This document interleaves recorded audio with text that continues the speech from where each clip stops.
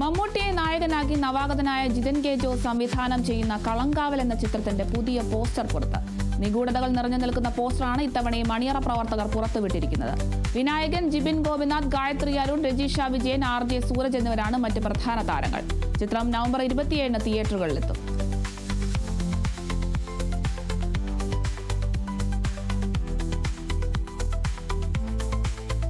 Tamil super താരം വിജയുടെ cinema കരിയറിലെ അവസാന ചിത്രമായ ജനനായകന്റെ ആദ്യ ഗാനം പുറത്തിറങ്ങി.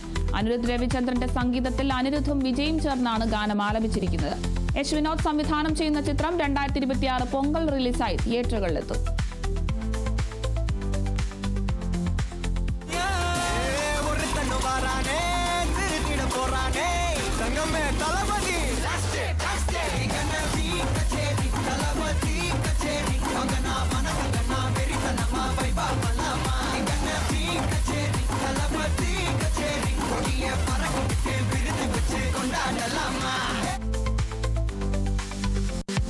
യുവതാരം സന്ദീപ് പ്രദീപ് നായകനായി എത്തുന്ന എക്കോ എന്ന ചിത്രത്തിന്റെ റിലീസ് തീയതി പുറത്തുവിട്ട അണിയറ പ്രവർത്തകർ.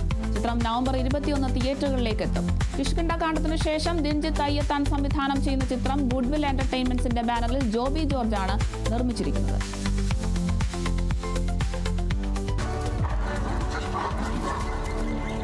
ഈ നായകളെ ബ്രീഡ് ചെയ്യാൻ ഇങ്ങനെയൊക്കെ ആരെങ്കിലും മെനക്കെട്ട് വന്ന് താമസിക്കുക.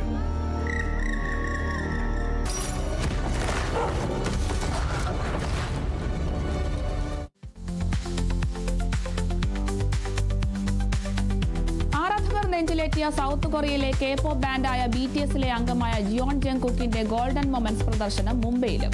BTSന്റെ ഇന്ത്യൻ ആർമിക്ക് ഇനി സന്തോഷത്തിന്റെ നാളുകളാണ്. ഡിസംബർ 12 മുതൽ 2026 ജനുവരി 11 വരെ ബാന്ദ്ര വെസ്റ്റിലെ മെഹബൂബ് സ്റ്റുഡിയോസിലാണ് പ്രദർശനം.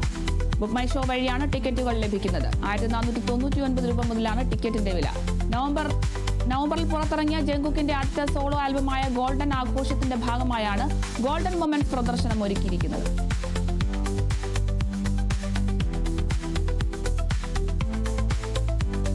കമൽഹാസനെ നായകനാക്കി മണിരത്നം സംവിധാനം ചെയ്ത നായകൻ വീണ്ടും തിയേറ്ററുകൾ പ്രദർശനത്തിലെത്തി. കമലിന്റെ 71ാം പിറന്നാൾ ദിനത്തിലായിരുന്നു ചിത്രം പ്രദർശിപ്പിച്ചത്. ചിത്രം പ്രദർശിപ്പിക്കുന്നതിനെ ചോദ്യം ചെയ്ത് ഹൈക്കോടതിയിൽ ഹർജി സമർപ്പിച്ചിരുന്നു. എന്നാൽ ഇടക്കാല ഉത്തരവ് പുറപ്പെടുവിക്കാൻ മദ്രാസ് ഹൈക്കോടതി വിസമ്മതിക്കുകയായിരുന്നു. ഇതേ തുടർന്ന് ഇന്ത്യയിലെ എക്കാലത്തെയും മികച്ച ചിത്രങ്ങളുടെ പട്ടികയിൽ ഇടം പിടിച്ചിട്ടുള്ള നായകൻ പുറത്തിറങ്ങി 38 വർഷത്തിനു ശേഷമാണ് ദൃശ്യം മികവ് വരുത്തി വീണ്ടും പ്രദർശനത്തിനെത്തിയത്.